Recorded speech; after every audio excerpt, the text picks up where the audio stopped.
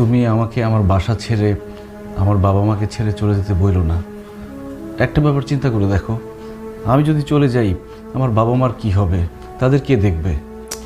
তাদেরকে দেখতে হবে কেন? গ্রামে ভালো বাড়ি ঘর আছে না, তাদেরকে গ্রামে পাঠিয়ে দাও।